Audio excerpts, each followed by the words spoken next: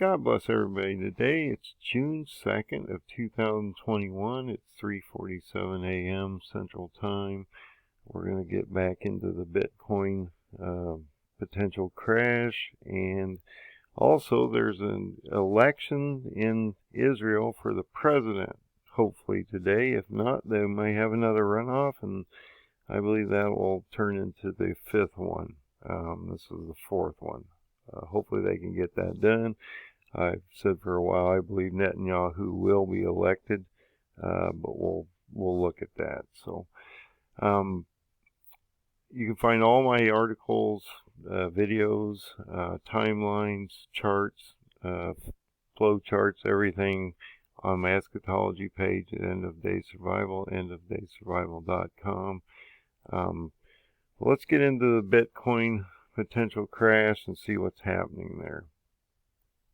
So if you go to the Bitcoin chart that I did for the accumulation schematic number 1 for Wyckoff's chart, or his method, I show that we went through this first stage, this preliminary support, then we bounced up, and then we came down to this selling climax of 29,800. Then we bounced back up to test this resistance wall, or this resistance line here, at 42,559.8. And then we came back down to the secondary test of 31,078.7. And then we came up and hit 48,93.6. But then we came down and we trenched here. And I've been saying for a while, I think we got stuck here for a while. And I don't think people understand that this is a wave and that it can be manipulated to the outer limits of whatever this wave might be. And the way that it can happen is when, this wave comes down and around back and does this very specific thing within most, if not all, charts. And so he saw this very specific thing. So this is what the wave looks like in theory, but doesn't necessarily have to act exactly like the wave looks here. It can be extended further out on its outer limits, or it doesn't have to come down as far, or whatever. So these points here up to this point have all basically been taken into consideration based off of Bitcoin's chart and Doge's chart. So you can see those numbers because they actually occurred in real time. And I showed you where I find a lot of those on the actual charts themselves. So let's go there real quick and I'll just show you what I'm talking about. So we look at these two lower numbers on Bitcoin. You'll see where I'm getting these at. So if you go to Bitcoin's chart, you'll notice that we started this massive descent. Okay, and it looks pretty rough. You go out to the daily chart, you can see that this is a fairly large effect down. Okay, and so we've been in this since like May 13th. It's June 2nd. We've been in this downward trajectory on this resistance line here. Now it somewhat broke out because it was following along this path here, and it's moved out. And so will it continue to move out, or will it continue to dump? And that's what Wyckoff was trying to explain, I believe, that if the composite man tries to manipulate the market, there is a point in time where he will force the price up and then he'll dump it. And so we need to look at how that might occur. First of all, let me explain. I don't know whether Wyckoff is in play at all here. It seems to line up, and we seem to be in this phase, starting into this phase B.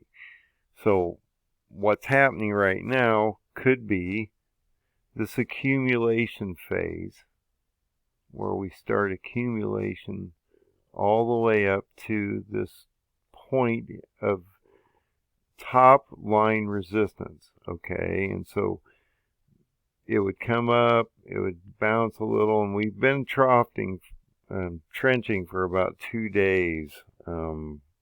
It just didn't move. It just stayed pretty much in the zone.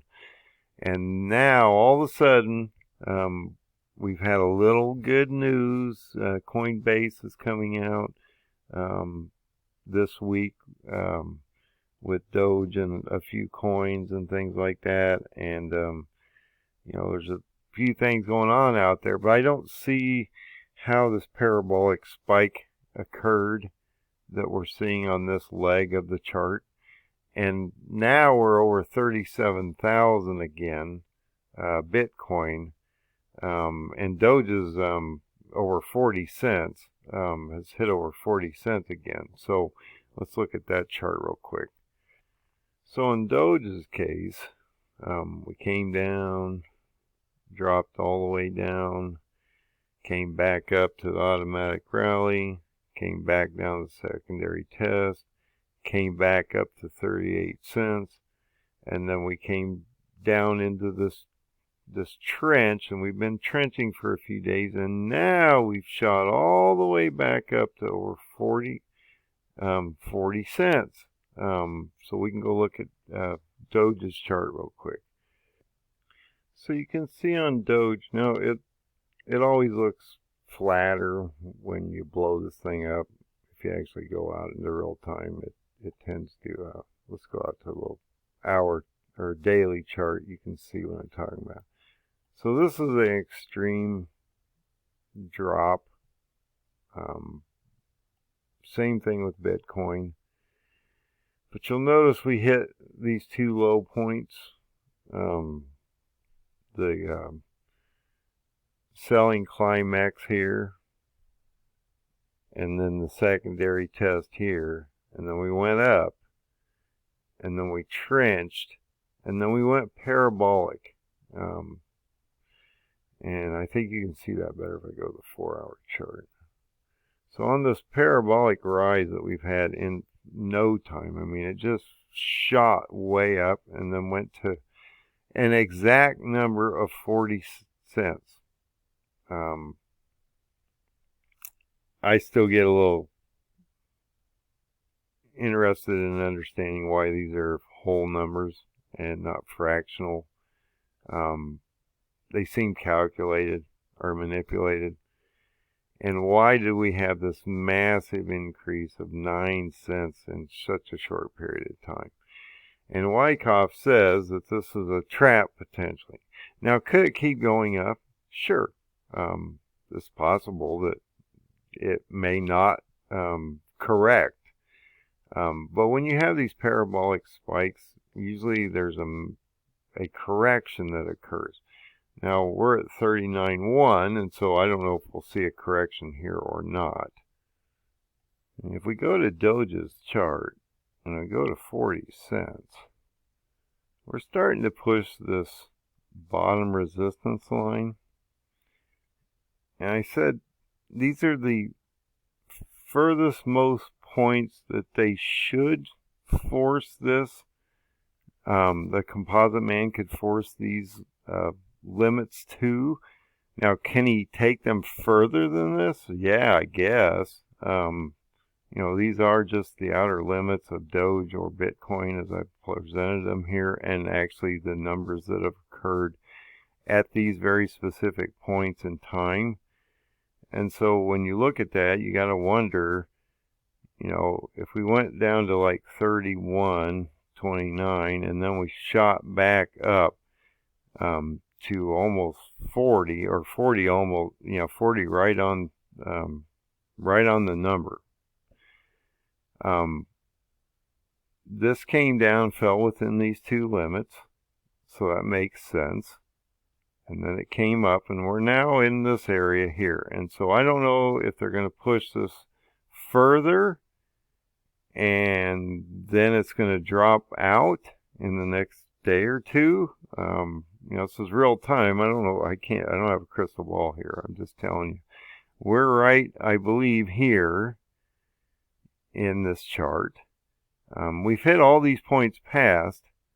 So it came down, hit all these additional points. And so we can track it. I can actually mark this point now. And then it shot way up to here. And so is there a point where it's going to correct? It should. Usually when you get these parabolic moves, there's some kind of correction, but it's possible, with good news, a tweet, whatever, this thing could just take off. So that means that this phase B didn't happen. And we just came down, we did some trenching, and then we aren't really going to go back up. And there is a schematic too in Wyckoff where there is no spring. Okay. Let me show you that chart. Now, Mr. Wyckoff, Richard D. Wyckoff, which came up with this method, which worked for J.P. Morgan at age 15, he knew, because he watched charts constantly, that there was reoccurring different things that happened within the markets. And he realized that it actually occurs in all of life. It has to do with accumulation of products through demand or supply, and how distribution is either oversold or overbought, and how they mark it up. And after a point, the demand is greater than the supply, the price gets too high, and then it comes back down, and there's a markdown because there's a greater supply than demand. And so this is a basic theory that he came up with that we see occur in the markets. But he also applied it to a schematic 1 and 2. And so schematic 1 and 2 are exactly the same in the very beginning of the phases. Okay, this whole section here is exactly the same. You have a preliminary support, you have a selling climax, you have an automatic rally, you have a secondary test, it comes back up to the resistance line, and then it goes down into ST in phase B, or secondary test in phase B. And so this is not any different than this chart. Okay, at the beginning, they're the same. The only difference is, in the first chart, there's a spring. Okay, which means they're setting a trap up here. They're forcing people to buy in up here so that then they drop the price down and catch them up here to where they can't get out, or they're going to have to lose a lot of money by selling out. But when it comes down and hits this lower limit, it will come back up and bounce up and down quite a bit, potentially retest the bottom of this resistance line, and then drop out. And this point here is below the ST in phase B, the secondary test, and the selling climax. So it's a severe drop. In the second schematic, there is no spring. It just really doesn't, the composite man doesn't force this to drop out and force this massive amount of fear on the population before this comes back and works into what we call the next portion, which is the distribution. Now, look, if you look at these charts, you'll realize that this is an outflow, comes into this wave, and then comes back into an inflow. And then if you go to the distribution charts, which you can attach to the end of this, it then comes into the distribution chart and works into a totally different phase of his method. But this is distribution, not an inflow chart. Okay, we know that this is either schematic 1 or 2 because it's an outflow chart. And so there's a major sell-off before we start into the method. Okay, and so schematic 1 and 2 of the accumulation are both outflow charts, where the distribution schematic 1 and 2 are inflow charts because there's a major bull run occurring, and then we start into this, and then we have an outflow. Same with this distribution schematic 2 here.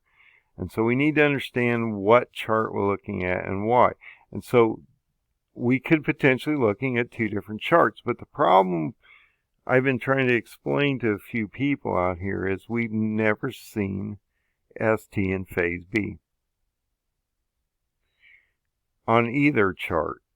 And those are exactly the same. And so that's why I've always come to the conclusion that we're here.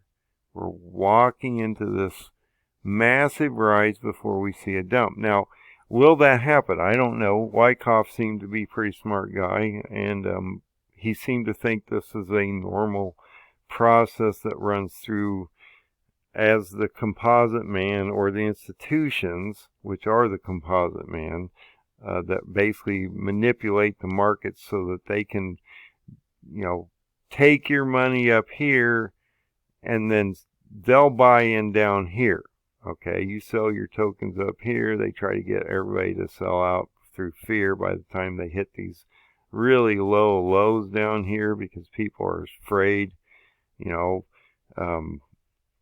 Doge started at 64 cents and then it goes down to 22 cents and then potentially could hit down below 16 cents because ST in phase B is 16 cents, and then it drops down into the spring, which potentially could be 12 cents or less. I've said 8 cents. And so we have to look at these charts. We have to understand what's happening here. Are we having a potential Wyckoff experience here? I don't know. This is what I'm trying to figure out. So if we go back to Doge, it started down here,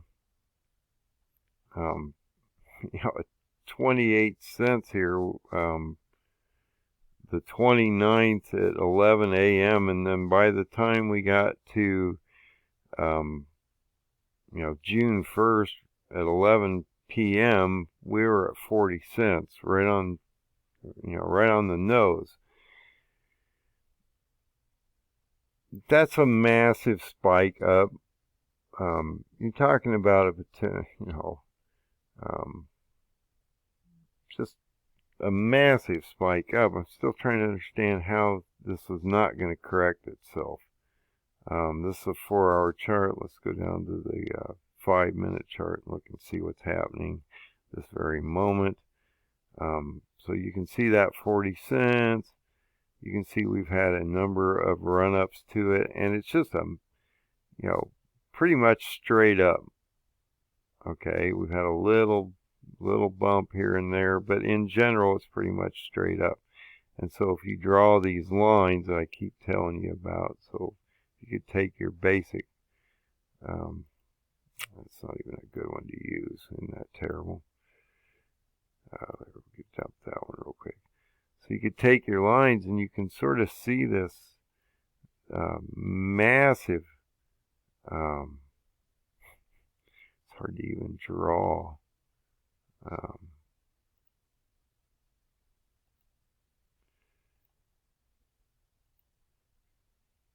Upward trend. When you get these massive upward trends, where there's really not a lot of correction, we run into the same problem we did with Bitcoin here, is we have no volume underneath here. And so usually you get these corrections, and I think that's what Wyckoff was trying to tell us, is if you see this happen, you get to a certain point, potentially you're going to see a sell-off. And so, is that going to happen? So, are we here, basically? Or are we further down the chart? We've not had this, we can chart it up to about where we are here. Weather will come up, in the next 24 hours or 48 hours and hit this peak, because they can extend these waves out. They can just trench them, and based on the wallet size, they can manipulate these waves. If you got more money, you can buy in and force these numbers to move up, and then you sell off everything real quick, and you see these massive spikes down. This is what we're looking at now. Maybe we skipped this whole group here, and it just came over here and just bounced around, and then it's just going to come back up, and then we might start in that distribution phase, or we might start into somehow a secondary accumulation phase. I don't know. This chart doesn't look right yet. I still say we're going to see a massive dump. If we get over 43, 45, and it still keeps going up, then we've broken this model probably, and maybe it just isn't going to work here, and so maybe this just will recorrect itself and move up, and we'll just pretty much just go straight up from where we are, basic parabolically like we have been. We'll see. I just wanted to sort of go over this. I wanted to sort of fill you in on where we are. We're over 37,000 Bitcoin, and we're over we've touched 40 cents on Doge, and so that's problematic in itself. And so I just wanted to fill you in. Can this date down here extend itself? I've got this set up for Tuesday and Wednesday, Monday, Tuesday, Wednesday, sort of next week. If we're still over here, we may not make it to the spring for a few more weeks. I don't know. You got Elon Musk's birthday on the 28th of June.